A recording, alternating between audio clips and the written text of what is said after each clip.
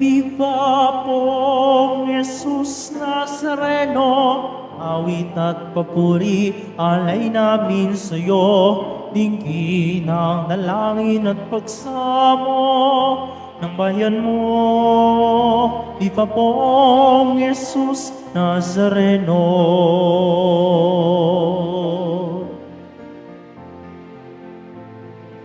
Tayo ngayon ay magtipon at sambahin ang poon. Magdiwang tayo sa ating debosyon, purihin ang Panginoon. Viva pong Jesus Nazareno, awit at papuri, alay namin sa'yo, dinggin ang dalangin at pagsamo ng bayan mo. Viva pong Jesus Nazareno.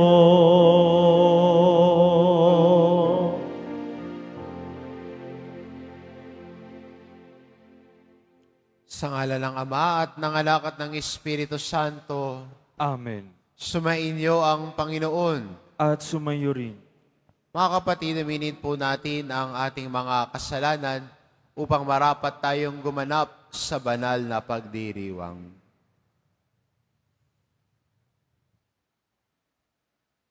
Inaamin ko Sa makapangyarihang Diyos at sa inyong mga kapatid, na lubha akong nagkasala sa isip, salita at sa gawa, at sa aking pagkukulang. Kaya isinasamo ko sa mahal ng Birheng Maria, sa lahat ng mga anghel at mga banal, at sa inyong mga kapatid, na ako'y ipanalangin sa Panginoon ating Diyos. kaawaan tayo ng makapangyarihan Diyos, patawarin tayo sa ating mga kasalanan, at patnubayan tayo sa buhay na walang hanggan. Amen. Panginoon, kaawaan mo kami. Panginoon, kaawaan mo kami. Kristo, kaawaan mo kami. Kristo, kaawaan mo kami.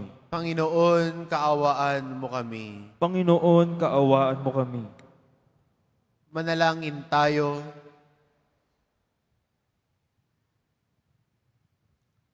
Ama naming makapangyarihan, pinagbigyan mong ikaw ay mapaglingkuran ni San Antonio Abad sa nasa disyerto na muhay.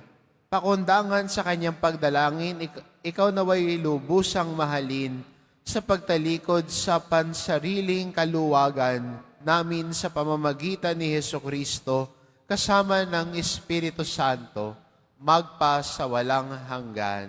Amen. Magsiupo muna ang lahat.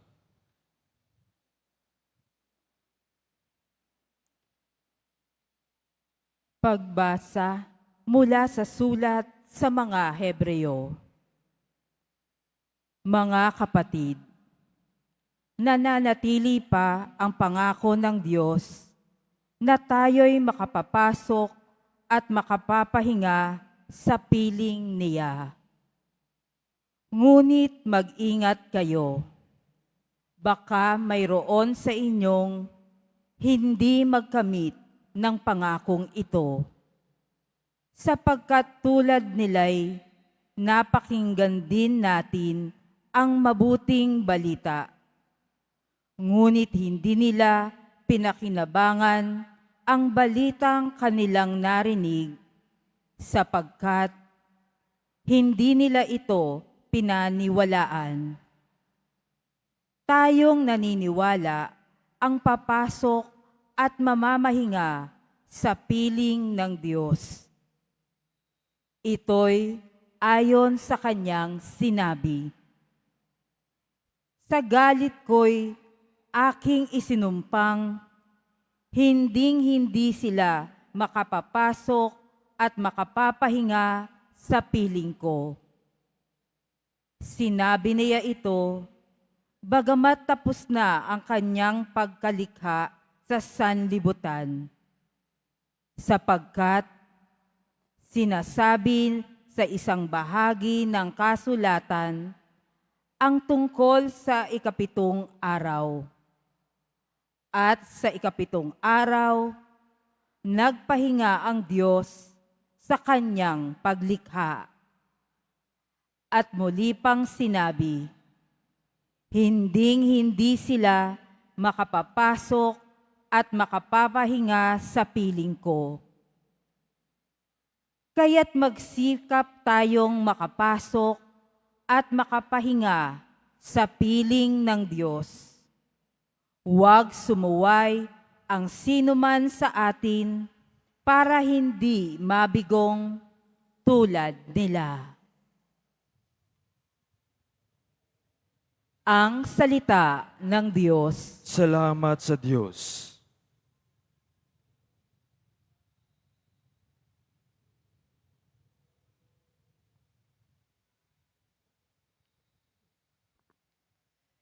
Hindi nila malilimot ang dakilang gawa ng Diyos.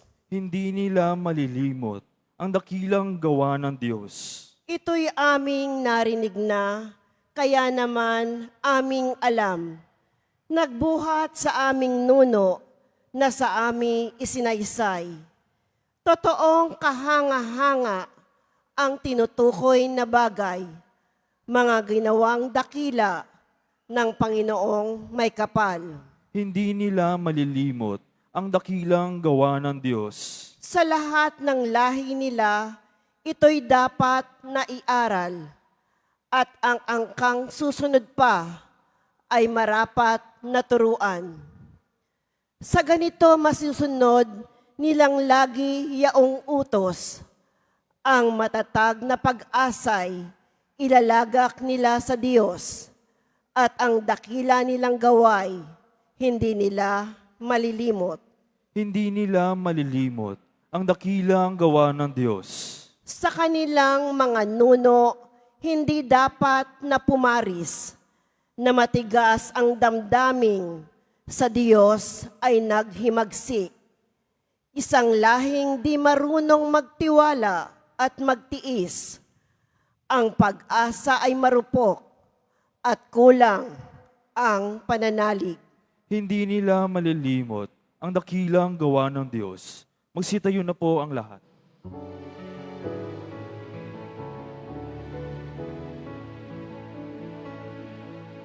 Alleluia, Alleluia,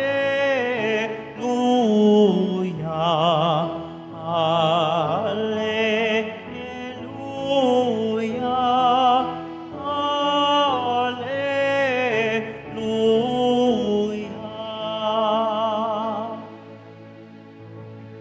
Narito at dumating na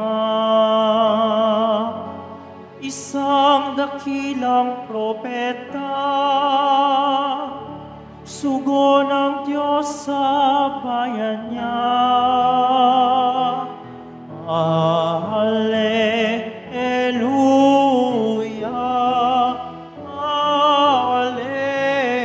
Alleluia, Alleluia,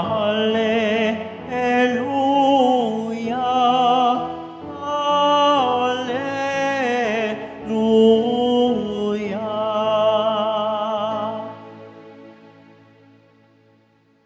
Sumainyo ang Panginoon, At sumayo rin.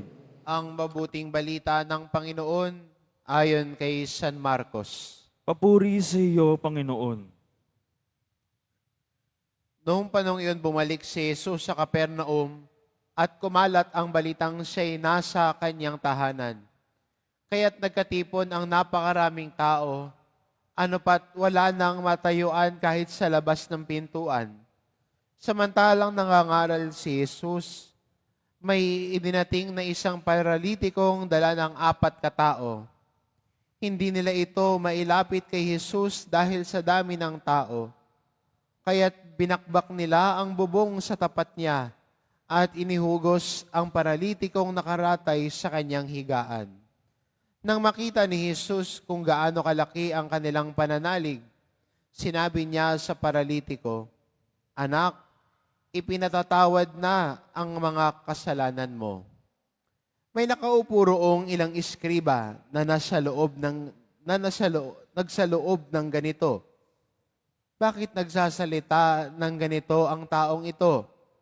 Kalapastanganan sa Diyos yan. Hindi ba't Diyos lamang ang makapagpapatawad ng mga kasalanan? Talos ni Jesus ang kanilang iniisip, kaya't sinabi niya, bakit kayo nagsasaloob ng ganyan?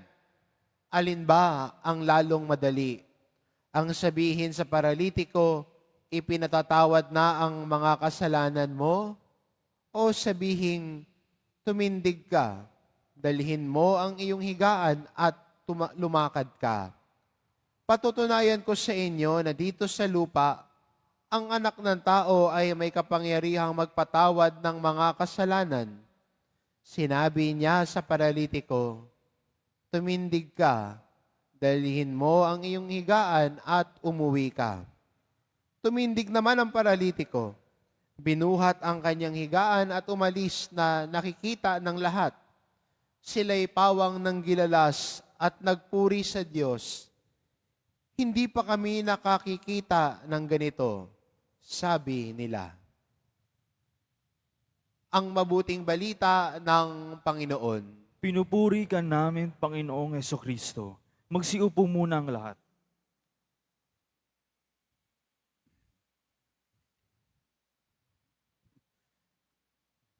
Kung ano ang laman ng puso natin, yun ang lumalabas sa ating bibig. Yun ang lumalabas din at nakikita sa ating pakikitungo sa kapwa natin. Kung ang tao ay sugatan, siguro ay marahil sa buhay niya at paglalakbay niya ay nasaktan siya sa kahit anumang kadahilanan o kahit anumang pangyayari. Kung hindi siya naghilom, ang nangyayari ay siya din ay nananakit ng kapwa. Dahil ang laman ng puso niya ay galit. Ang laman ng puso niya ay puot. Kung ang laman ng puso ay sarili, ang tingin niya sa kapwa niya ay siya lang ang magaling. Siya lang ang pinakamahusay. Siya lang ang makakagawa ng lahat. Walang makatatalo sa kanya. At kung puno din ng sarili ang loob, yan yung tao na gusto niya lahat ng tao maganda lang ang sasabihin sa kanya. Kaya concerned siya sa image niya. Anong sasabihin ng iba? Anong makikita ng iba?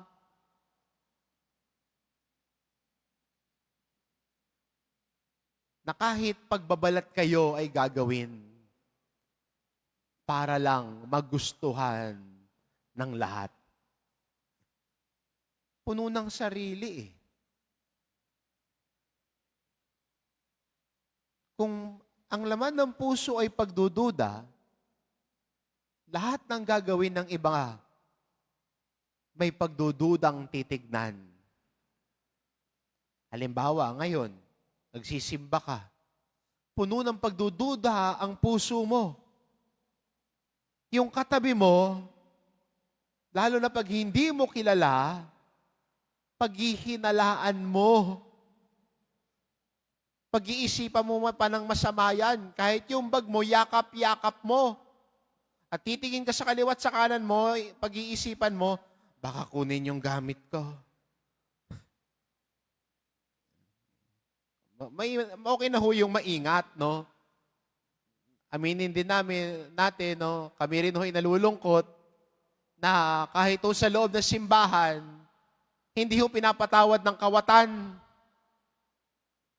Meron ho dito dati nagsisimba. Nung ama namin, nagtaas siya ng kamay. Pagkatapos yung ama namin, paghawak niya sa bulsa niya, wala na ho yung cellphone niya. O meron man ho ganun dito.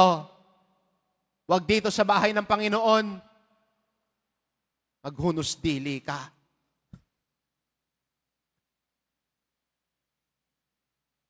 Kung anong laman ng puso, yun din ang pakikitungo sa kapwa natin. Pero sana bilang isang Kristiyano at deboto, sino ang laman ng puso mo? At sana ang masagot natin, si Jesus ang laman ng puso ko, kaya naniniwala ako sa Kanya.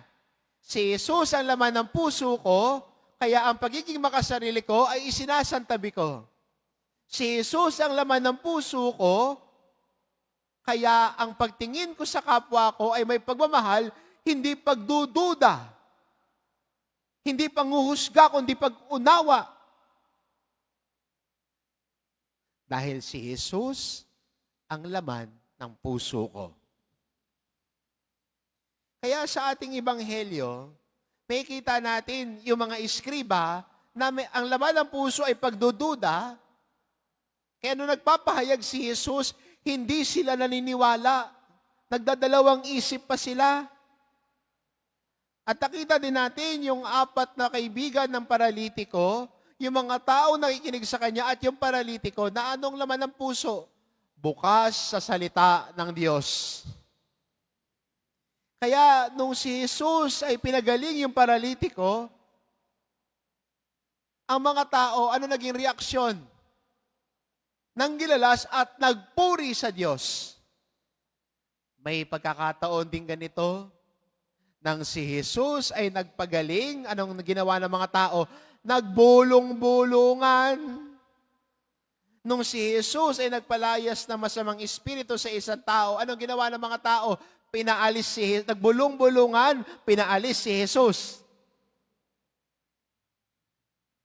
Pero sa ebanghelyo ngayon, ang pagtanggap nila sa kabutihan ng Diyos na nakita nila, nagpuri sa Diyos. Dahil marahil ang mga nakikinig kay Jesus sa yugtong ito ng ebanghelyo ay mga tao na bukas ang puso sa Diyos.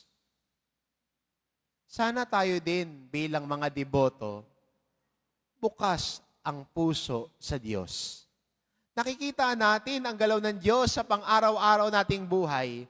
Nakikita natin ang galaw ng Diyos sa pang-araw-araw nating gawain dahil ang laman ng puso natin ay ang Diyos. Hindi sarili. Kasi kung laman ng puso natin ay sarili, kahit ang Diyos isinasantabi natin. Ang tingin natin mas magaling tayo sa Diyos. Yun ang akala mo. Pero kung ang Diyos ang laman ng puso natin, kayang magtiwala, kayang manalig, kayang ilatag ang buhay sa pangangalaga sa Panginoon. Sana bilang deboto, ito ang naisin natin. Ito ang tahakin natin. Na ang laman ng puso natin ay hilumin ng Panginoon sa kasalanan. Hilumin ng Panginoon sa mga sugat ng nakaraan. Hilumin ng Panginoon sa ating kasalanan at pagkamakasarili nang si Jesus ang maghari sa puso at buhay natin. Nang sa gayon magkaroon ng pagbabago ng puso at buhay. At ang ugat niyan ay dahil sa pananalig natin sa Kanya.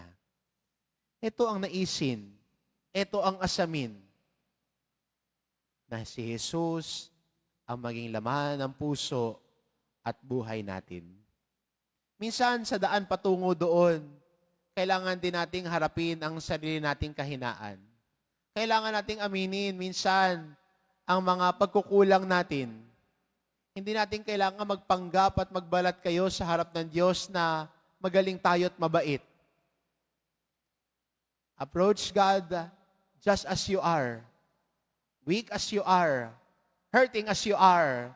Doubtful as you are.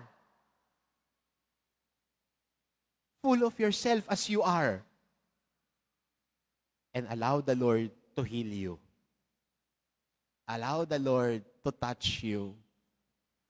Allow the Lord to change you. Ito ang ating naisin. Ito ang ating samot dalangin. Lumapit tayo sa Diyos na nagmamahal sa atin ng lubos. Amen.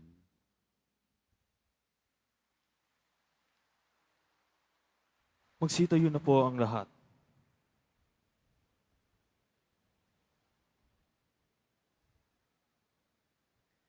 Minamahal ko mga kapatid, puno ng tiwala, tulad ng mga kaibigan ng paralitiko. Ilapit natin sa Panginoon ang mga pangangailangan at mga hinaing ng simbahan at ng buong mundo.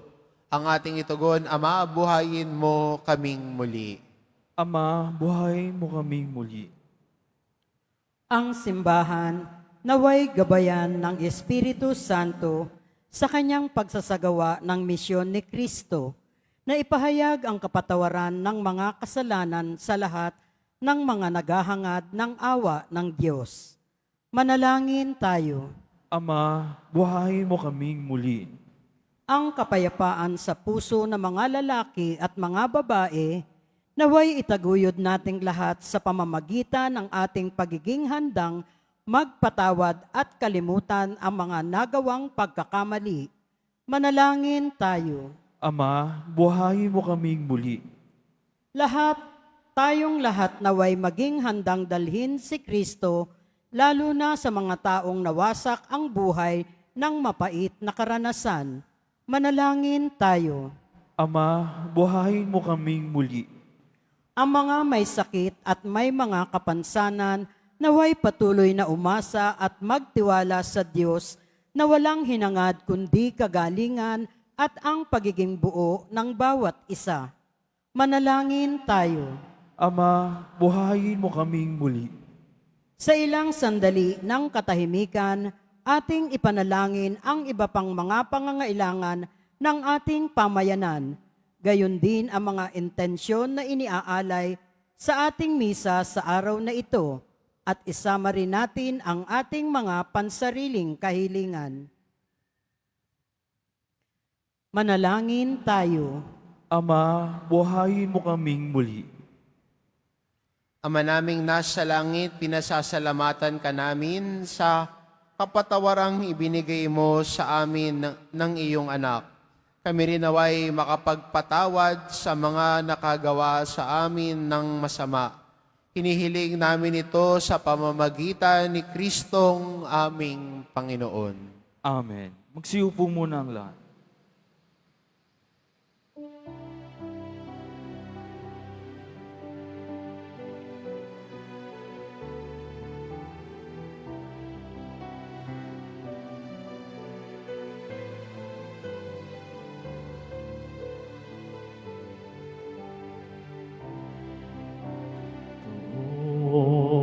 Jesus Nazareno, naririto kami sa harap mo.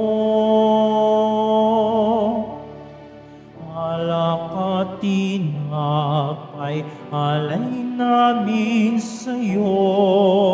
Mula sa tangkay ng ubas at putil ng trigo, upang maging dugo't katawan mo. Jesus Nazareno, alak at tinapay, sa tanan ay nagbibigay buhay, biyayang kaloob mo ay aming inaalay, aming hiling pagpapalat, buhay na dalisay. Magsitayo na po ang lahat. Manalangin kayo mga kapatid, upang ang paghahain natin ay kalugdan ng Diyos amang makapangyarihan. Tanggapin nawa ng Panginoon itong paghahain sa inyong mga kamay, sa kapurihan niya at karangalan, sa ating kapakinabangan at sa buong sambayan niyang banal. Ama naming lumikha, kalugdan mo ang ali ngayong si San Antonio'y aming ginugunita. Huwag nawa kaming mahadlangan ng anumang makalupa sa pagkamit namin ng kayamanang pinakadakila, na tanging ikaw lamang sa pamamagitan ni Hesukristo, kasama ng Espiritu Santo, magpa sa walang hanggan. Amen. Sumainyo ang Panginoon. At sumayo rin. Itaas sa Diyos ang inyong puso at diwa. Itinaasa namin sa Panginoon. Pasalamatan natin ang Panginoong ating Diyos. Marapat na siya ay pasalamatan. Ama naming makapangyarihan, tunay ngang marapat na ikaw ay aming pasalamatan. Ikaw ay nagniningning sa piling ng mga banal na ikinararangal mo sa kanilang kabutihan. Ibinibigay mo silang huwaran namin araw-araw at katuwang sa pagsamba sa iyong kamahalan. Sa pamamagitan ng anak mong si Jesucristo, kami naliligid na mga banal na tao. Sila'y mga saksi na ang pananalig sa iyo ay magaganap namin sa ikararangal mo. Kaya kaisa ng mga anghel na nagsisiawit ng papuri sa iyo, nang walang humpay sa kalangitan, kami nagbubunyi sa iyong kadakilaan.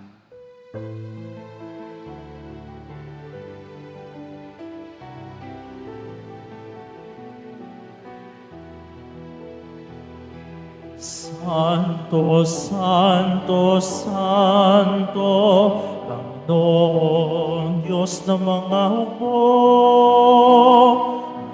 Napupuno ang langit at lupa ng kadakilaan mo.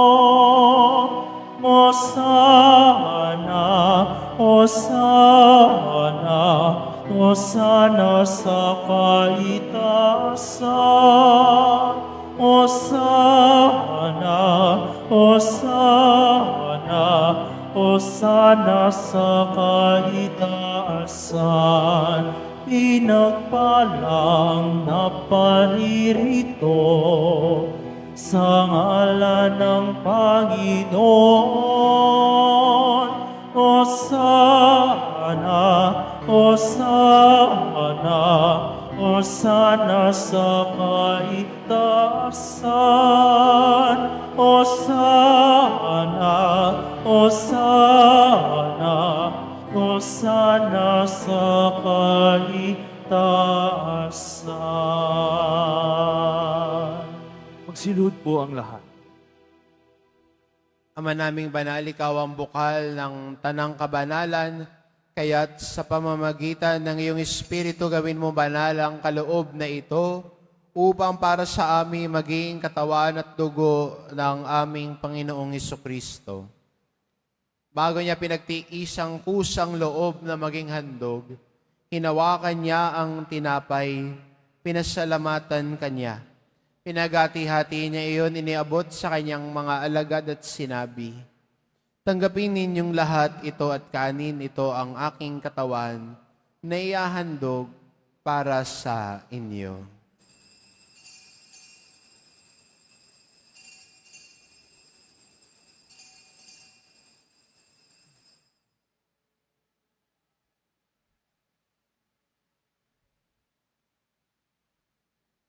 Gayon din naman nang matapos ang hapunan, hinawakan niya ang kalis, muli kanyang pinasalamatan.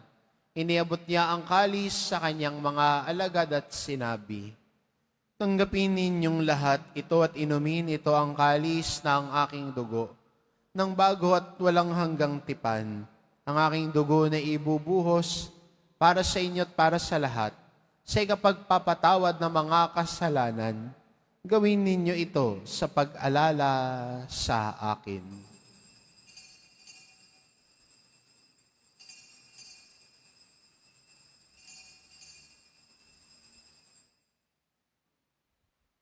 Magsitayo na po ang lahat.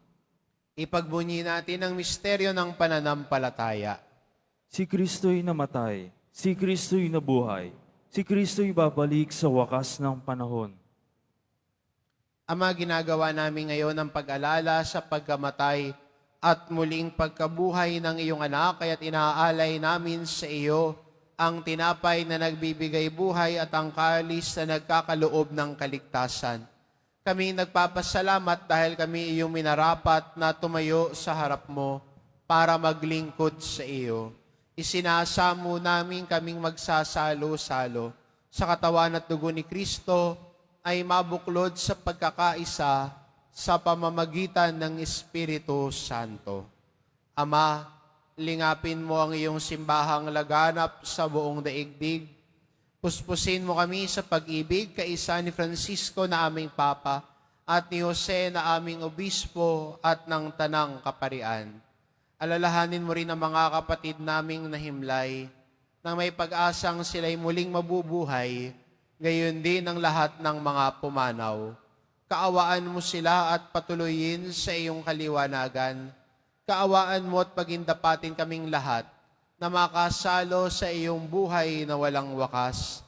Kaisa ng mahal na Birheng Maria na Ina ng Diyos, ng kabiyak ng puso niyang si San Jose, kaisa ng mga apostol at ng lahat ng mga banal na namuhay dito sa daigdig ng kalugod-lugod sa iyo, maipagdiwang nawa namin ang pagpupuri sa ikararangal mo sa pamamagitan ng iyong anak, na aming Panginoong Heso Kristo.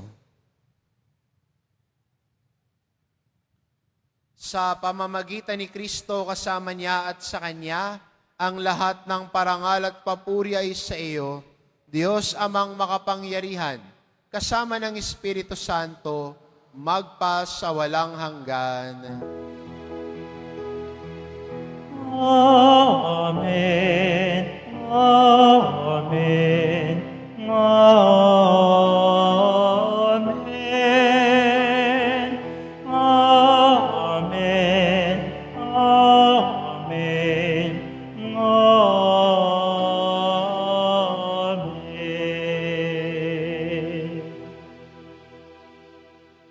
Sa tagubilin ng mga nakagagaling na utos at turo ni Jesus na Panginoon natin at Diyos, ipahayag po natin ng lakas loob.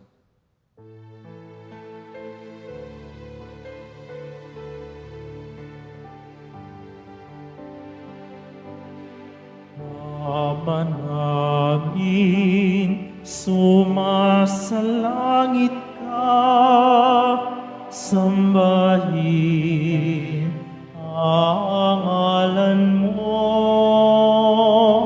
mapasa amin ang kaharian mo, sundin ang loob mo dito sa lupa para ng sa langit. Bigyan mo kami ngayon ng aming kakanin sa araw-araw. At patawarin mo kami sa aming mga sala, para na pagpapatawad namin sa nagkakasala sa amin. At huwag mo kaming ipahintulot sa tukso, at inadya mo kami sa lahat ng masama.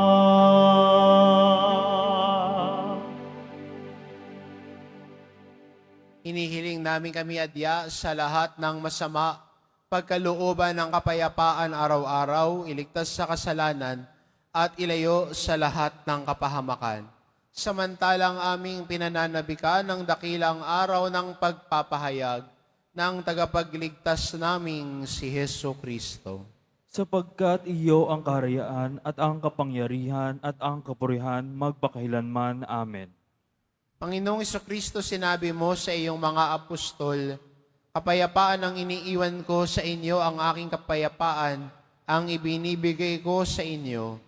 Tungayan mo ang aming pananampalataya at huwag ang aming pagkakasala. Pagkalooban mo kami ng kapayapaan at pagkakaisa, ayon sa iyong kalooban, kasama ng Espiritu Santo, magpa sa walang hanggan. Amen. Ang kapayapaan ng Panginoon ay laging sumainyo. At sumayo rin. Magbigayan kayo ng kapayapaan sa isa't isa. Kordero ng Diyos na nag-aalis sa mga kasalanan ng sanlibutan, maawa ka sa amin.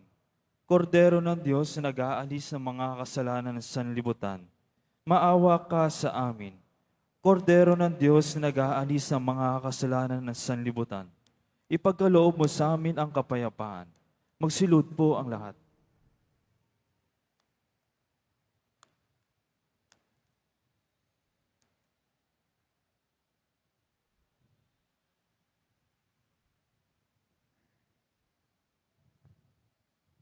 Ito ang kordero ng Diyos.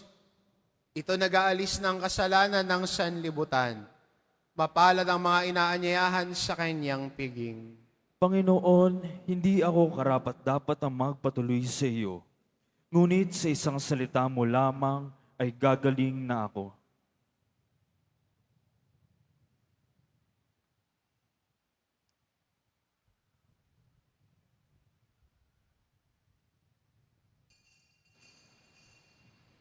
Para sa lahat na tatanggap ng banal na komunyon, sasagot po tayo ng amen pagkasabi ng pare o ng lay minister ng katawan ni Kristo. At isubo agad sa bibig bago umalis sa harapan ng pare o lay minister. Sumunod po tayo.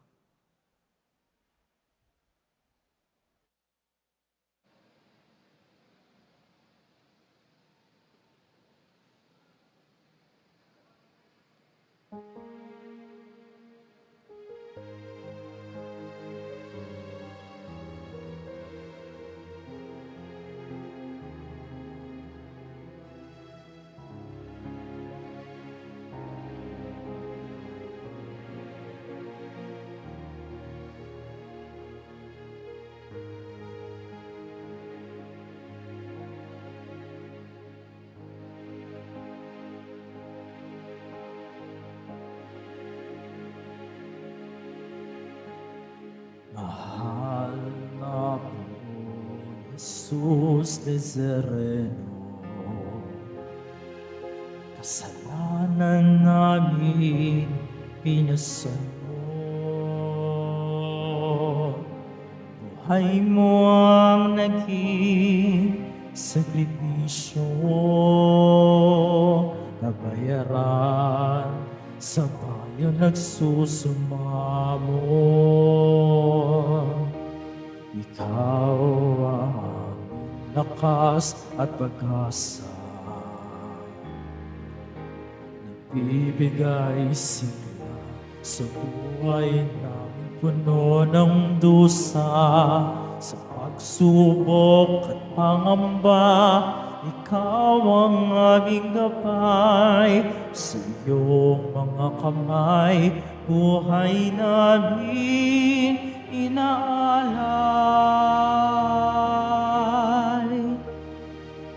O mahal na Poong Jesus Nazareno, sa krus kaligtasan ang atid mo, patawad ng aming samo. Walang hanggang pasasalamat, sigaw ng aming puso.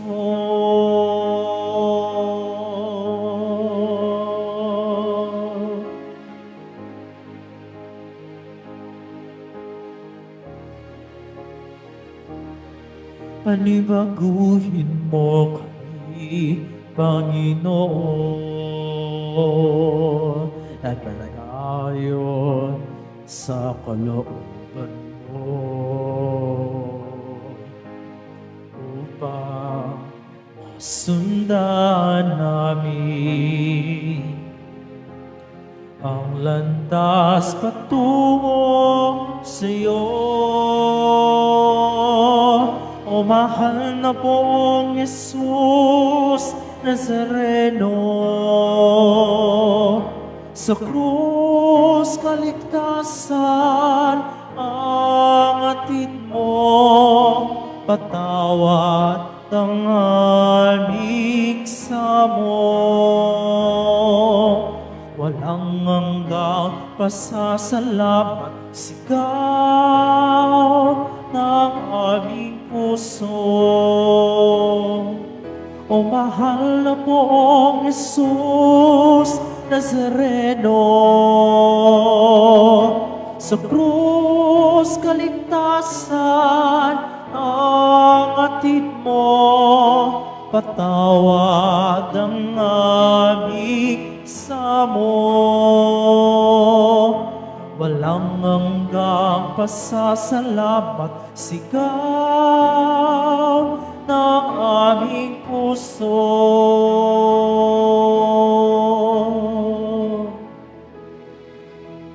Walang hanggang pasasalamat, sigaw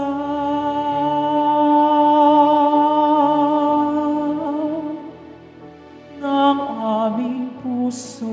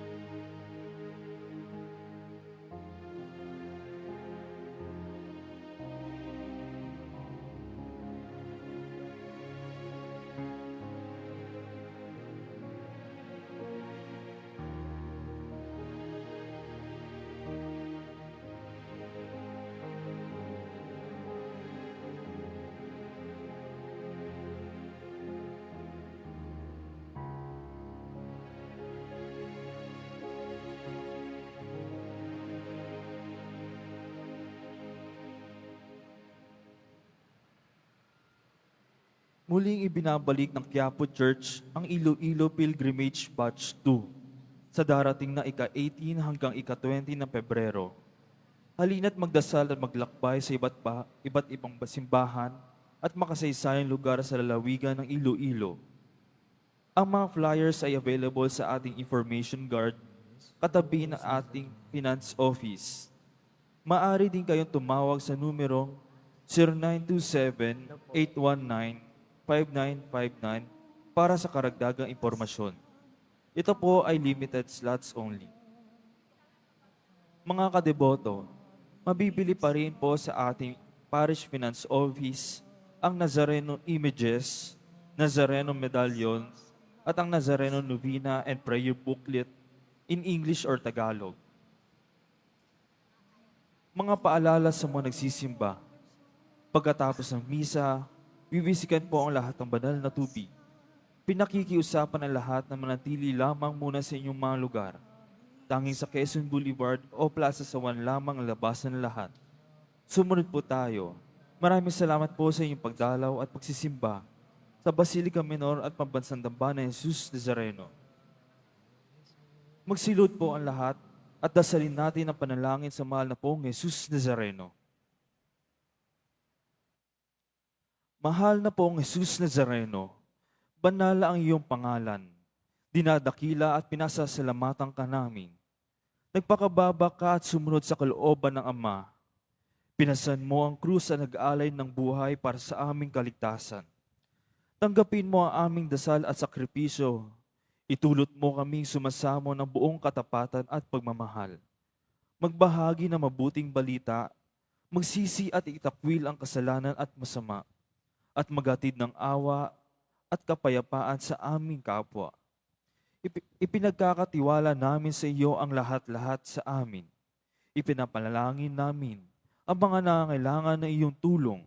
Ipinapaubaya namin sa iyo ang aming mga kahilingan.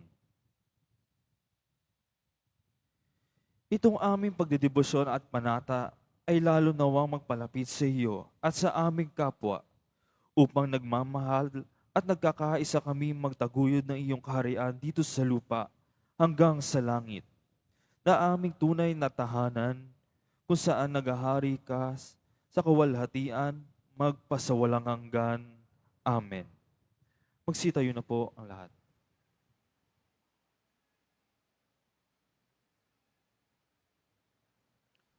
Manalangin tayo.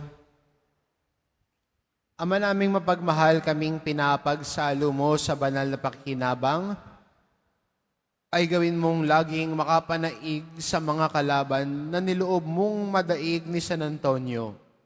Nung sa lakas ng kadiliman, siya'y matagumpay na nakipagtunggalian sa pamamagitan ni Hesukristo kasama ng Espiritu Santo, magpa sa walang hanggan.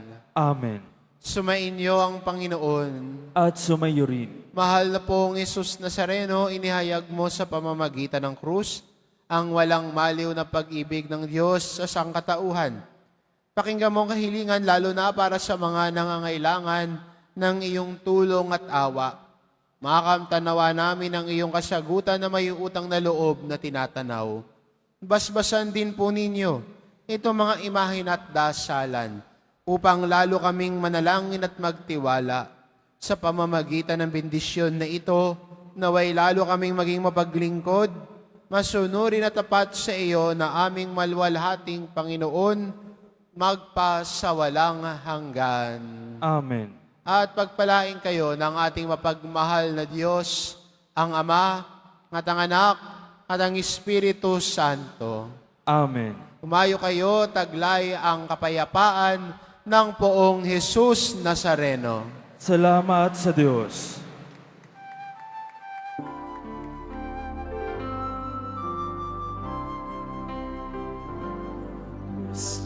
Padre Jesus Nazareno, sinasamba ka namin,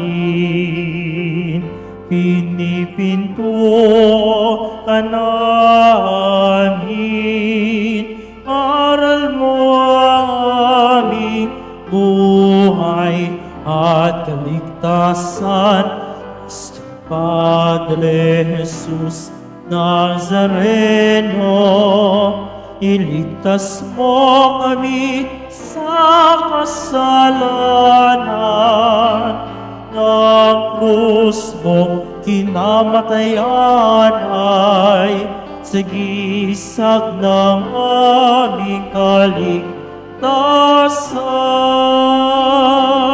Nuestro Padre Jesus Nazareno, dinarangal ka namin.